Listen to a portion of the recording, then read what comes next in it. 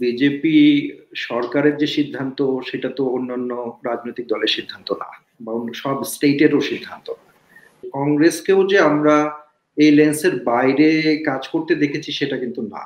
তো 2014-তে যে ইলেকশন হয়, 2013-তে কংগ্রেসের ফরেন সেক্রেটারি সুজাতা সিং তিনি বাংলাদেশে আসেন, এবং আপনাদের বাংলাদেশে যারা আছেন তারা নিশ্চয়ই মনে আছে এখানে যে কিভাবে সমস্ত রাজনৈতিক দল শেখ হাসিনার বিরুদ্ধে একজোট হয়ে নির্বাচন বর্জন করেছে, তাই না?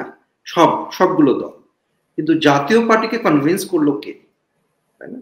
জাতীয় পার্টিকে কনভিন্স করলো একটা মিটিং, সেটা হচ্ছে সুজাতা সিং এর যে মিটিং। সুজাতা সিং ইন্ডিয়া থেকে যে তখনকার কংগ্রেস গভর্নমেন্টের কাছ থেকে যে মেসেজটা নিয়ে আসলেন, সেই মেসেজের মাধ্যমে আমরা দেখলাম যে মিটিং এর পরের মানে মিটিং এর থেকে বের হয়ে এসেই বললেন যে আচ্ছা ঠিক আছে, অন্যান্য রাজনৈতিক দল না হোক, আমরা হচ্ছে এই নির্বাচনে পার্টিসিপেট করবো, এবং সেই নির্বাচনে পার্টিসিপেট করার মাধ্যমে প্রথম বৈধতা দেওয়া হলো। নির্বাচনকে রিগ করে শেখ হাসিনার ক্ষমতাটাকে এক্সটেন্ড করার বৈধতা কিন্তু সেভাবেই দেওয়া হয়।